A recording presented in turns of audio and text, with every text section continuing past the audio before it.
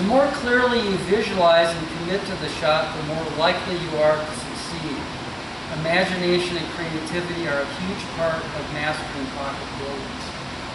Now, when I think of the pre-shot routine, one of the most important parts of it is just standing up to the shot and visualizing what you want to do. And I've known a lot of pool players for the last 40 or 50 years, and the one thing I can tell you for sure about every good pool player is they commit 100% to what they visualize, okay? They don't have halfway this or halfway that. They know exactly what they want to do, and they see it happen before it happens.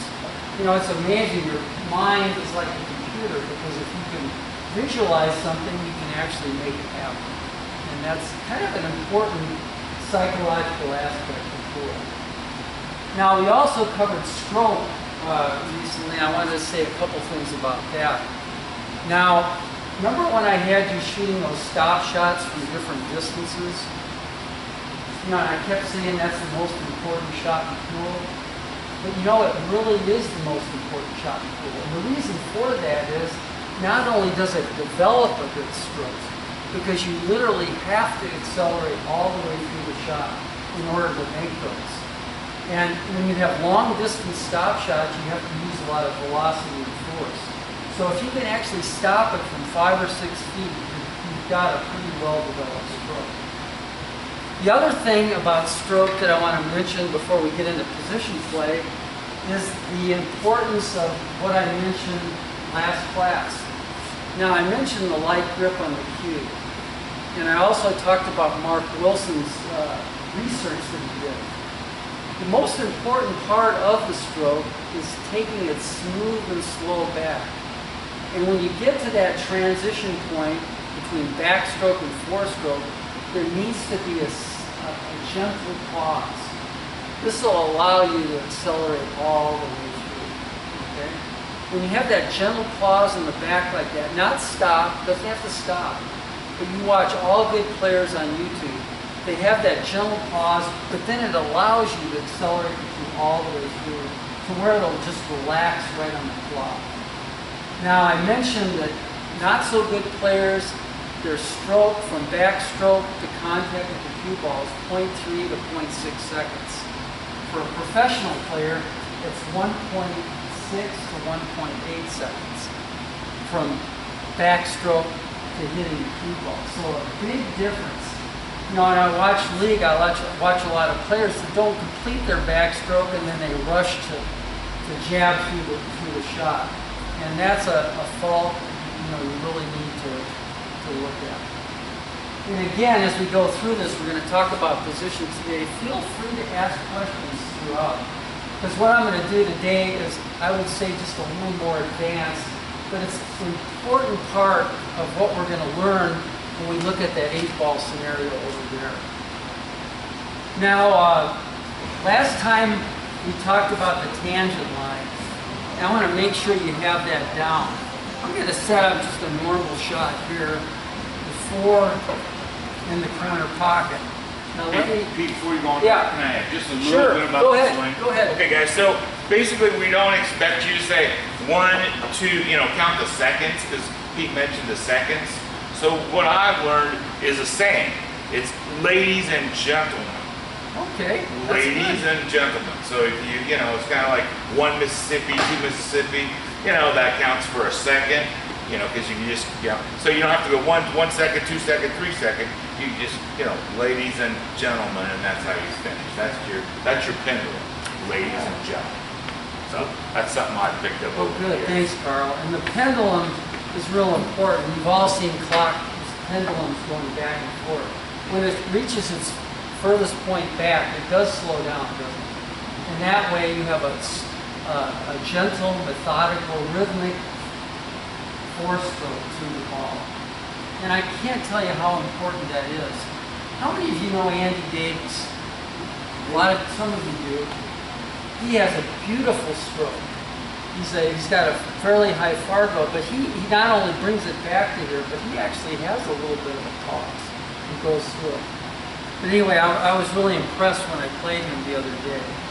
Now, a quick thing on on tangent line because I think it's real important. If I'm shooting the 4 ball in the corner, I have what I call the tangent line finder here. And all I have to do is lay my arrow so it points to the center of the pocket and put the ball right there on one of those reinforcers. Okay, the tangent line is simply the arrow that comes at a 90-degree angle off of that. Now, when we learn position play, that is your starting point. Now, why is that your starting point? Because that's the most easiest thing to see when you're shooting a cut shot. Now, if I'm at an angle, I don't call this a stop shot, I call it a stun shot. Because it's literally sliding to the object ball and takes a perfect 90-degree line like that.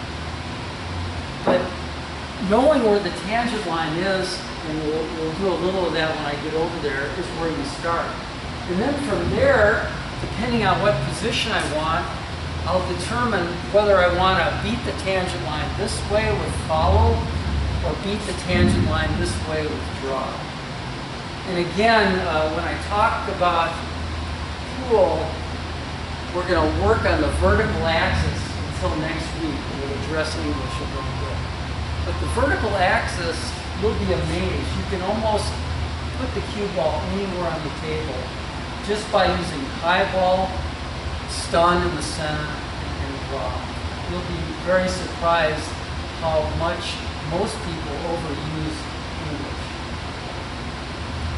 All right, let's get to drill number 1. Any questions on the tangent line at all? Yes. Oh, yeah, go ahead. If you put this back up there. Yeah. So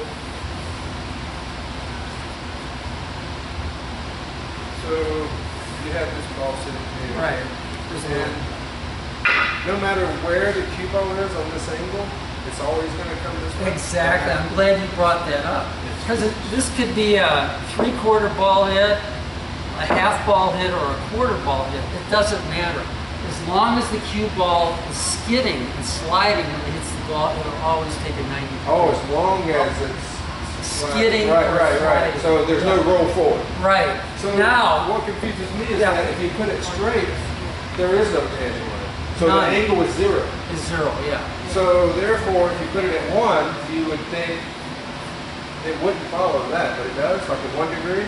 It still follows this line. Still exactly the same. Okay. And that's the whole reason I'm teaching the tangent line, because it locks you into exactly where the cue ball goes when you hit a stun shot. Okay. Even if I'm over here, you know, with a really thin cut, it's still going to follow that tangent line pretty much. Okay. But even with follow, it's not going to change much because I'm so thin.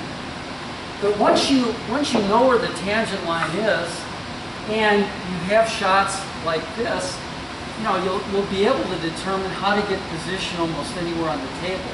What do I need here, you know, to get position on the 4 ball, for example? Well, it would be very simple. The tangent line on this shot, if I'm shooting the 14, would be way over here, almost a scratch, right? Okay. So, how would I hit the cue ball here in order to get position on the 4? Follow, exactly. Because I want the tangent line to be beaten to this side so it rolls up like that. And it's a fairly simple shot. I hope this thing doesn't interfere with the actual stroke. But you'll see where the cue ball hits the rail. See, it bounced up in the air. Yeah, see there's a little bit of ledge there. But see, it would have hit here and bounced like that, and I would have hit position. Now, let's do another shot that's kind of interesting. Let's say the 9 ball is here, and I want to get position on the 9. Now, if I hit a stun shot, I take a risk of scratching. But what if I use a little draw on this? I can beat the tangent line to this side and bounce over like that.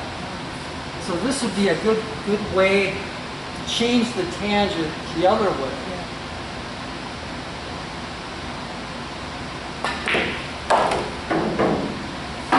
See how that works? So I know with draw, it started on there, but but then you saw it curve just a little bit to the rail, so I had position. Okay.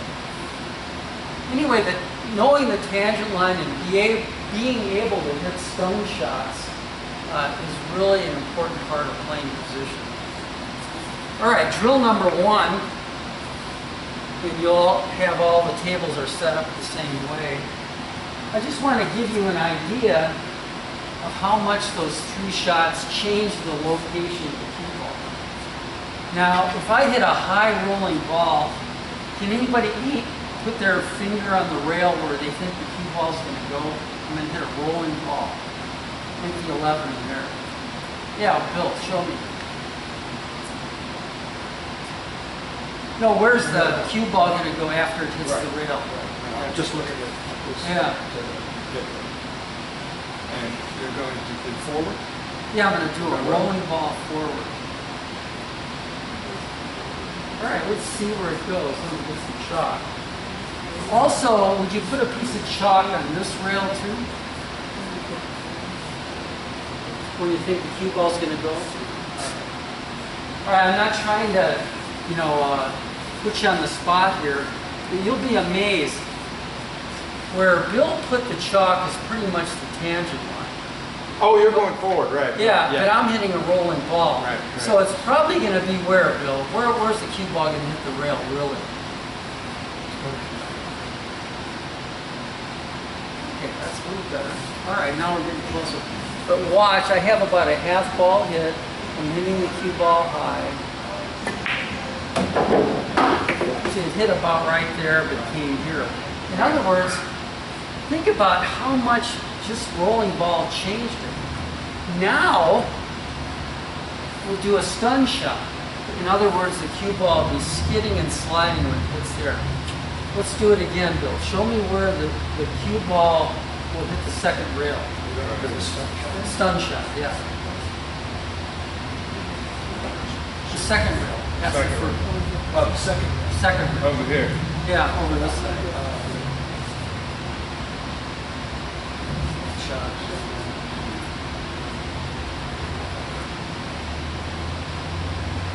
Okay. Okay. Remember, angle in, angle out. I'm thinking more of the second diamond. I'm thinking more of the second diamond. Now, you'll notice as I hit this, I'm going to hit a dead center, and I'm going to hit it with a little velocity, so it is sliding and skidding when it hits the 13. And pretty much at the second diamond. Okay. But see, just knowing that, look, high ball took me here. All right? The high rolling ball took me here. Stun brought me here. Now, let's do drop.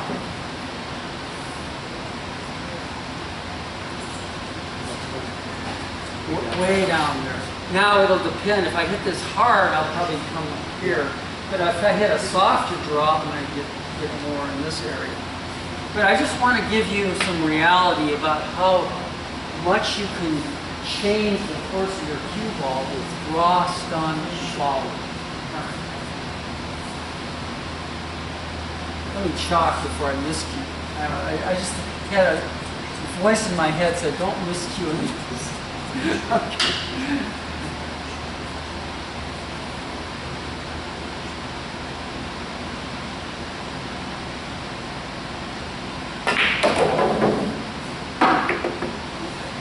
All right, draw took me somewhere about this pocket here.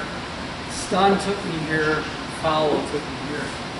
You know, what I've done in previous classes, I'll set up a shot, and I'll have somebody put a ball somewhere on the table, and I actually try to hit it. It's kind of a good exercise to learn how to play position.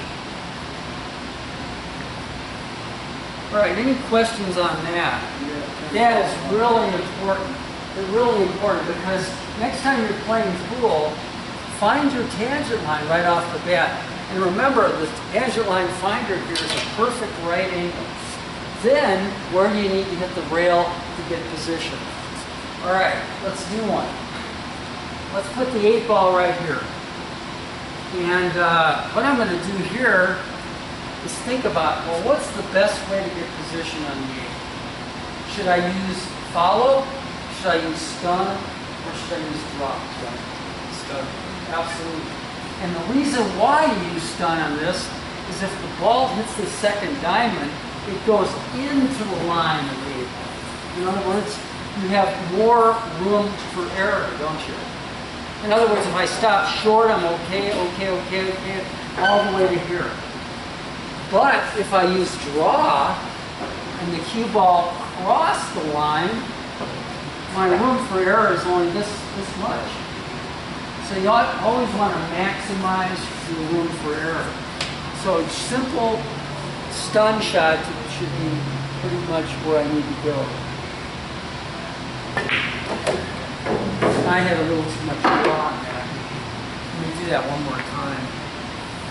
If I hit it too low, it's going to take off that way. Let me hit it with a better stun this time.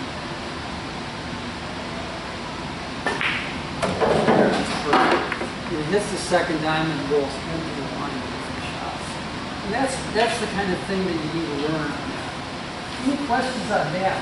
Always better to go into the line.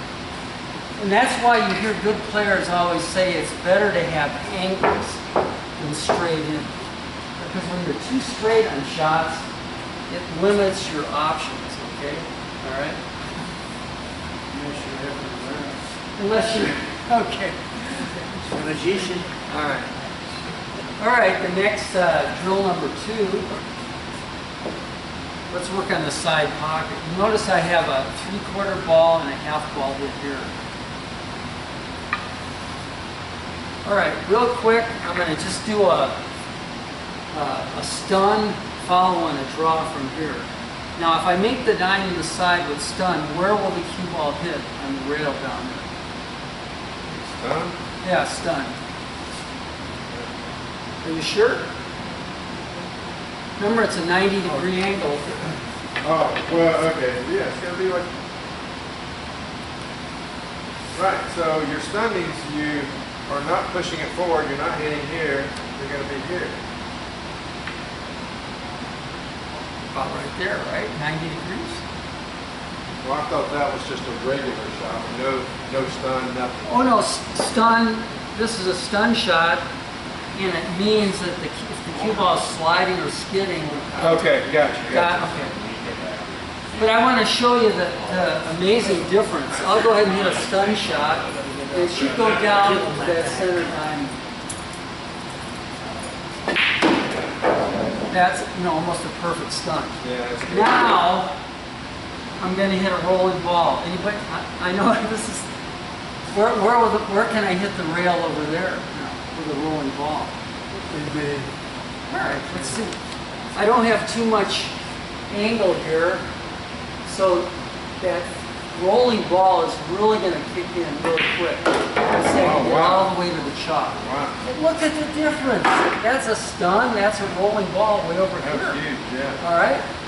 Now I'm hitting a draw shot. Where do you think it'll hit over there? If I'm doing it right back in the side pocket. No, I don't think I could do that. Maybe right there? Yeah, I think that's perfect. I think you hit it on the nose. And the speed is real important. You notice I'm hitting this well below center.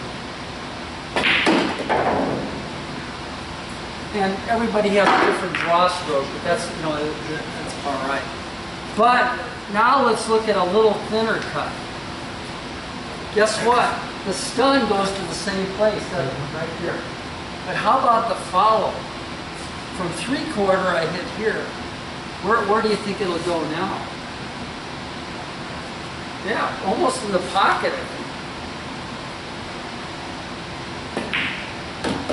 Close. And I didn't really have a lot of follow on it. But you can see it's a 2-diamond difference there. Now, draw. Yeah, somewhere over there. I probably have a hard time getting to the corner pocket, but probably somewhere around there. Because I have more angle in this shot. But I'll hit a nice smooth draw stroke. well, I did get to the corner pocket before. But you could see as it was drawn, did you notice it did this and then curve? All that backspin will kick in at some point. Okay. All right, any questions about that? I know we're covering a lot today, so jump in if anything comes up. Pete, explain why speed is so important.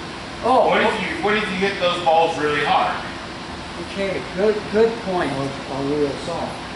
Now, that one that I just drew to the corner pocket, if I hit that one harder, it would have taken longer for the backspin to kick in. So if I hit it real hard, it would have drawn it to about there. But since I hit it a little bit easier, less speed, it had more time to spin backwards. All right? And therefore, I was able to beat the tangent line even more. That's a good question. Thanks, Carl. And so when a cue ball is hit hard, guys, it's not on the felt, and you feel the felt, right? It's got some fur, it's got some wool to it. Yeah. And so the felt can't tell the cue ball what to do. It's when you hit it hard, it's just sliding over it. And then finally, when it slows down, oh, it grabs the felt and starts acting what you do. In fact, that's the perfect terminology. It grabs sooner when you hit it with less speed. Good. All right. Carl and I have been coming around helping you with these two drills. I think you'll have some fun with it. I think it'll be a good lesson. All right, I have a couple of game-winning shots, and the reason why I'm doing this is that next week we're going to do banks, kicks, and combinations. So let me go ahead and show you a couple of shots. All right, what happens if my cue ball is stuck behind the point here, and I have a shot on the 8 ball? Okay. All right. Now, when I think of these 4 diamonds here, really all I have to do is divide those in half, right? This is 0, 10, 20, 30, 40. So if I divide 40 in half, that would be 20. So literally all I have to do is aim at 20 on the other side of the table, and I should be able to make the 8 if I could see the diamond.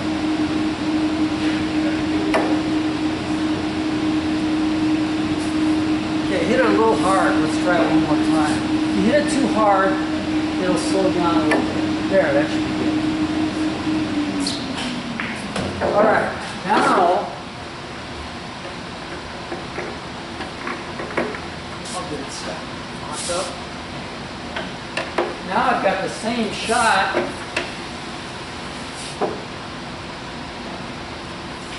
Let's see, where's my 8 ball? I've got the same shot, but this time what do I do? Because I've got these obstacles in the way. All right, how do I make the 8 ball now? All right. In other words, we'll talk about the diamonds more, but on a pool table, if you're shooting out of this pocket, when you go into this diamond, it's a 3-rail system that will take you right into the 8 ball.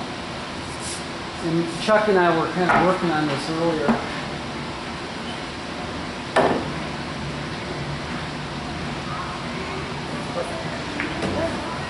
And there's a whole elaborate system for that. We're not going to get into that in this class, but it's called the diamond system. But next week, we will be doing kicks and banks. I'll teach you some basic ways to calculate those, to make it more fun and feel like you can make more of those shots. Explain what kick. All right. Sometimes 9 ball, or a lot of other games, you'll be in a position like this. Now, if you go into a rail first and then into an object ball, it's called a kick shot. Okay. All right. I'm not going to go into this now because that's going to require a lot of time. But basically, you're doing the same thing. You've got 10, about 18 here, and I just go into 9 to make that. So if I shoot the ball right into 9, I should easily make that shot. And there's a whole system for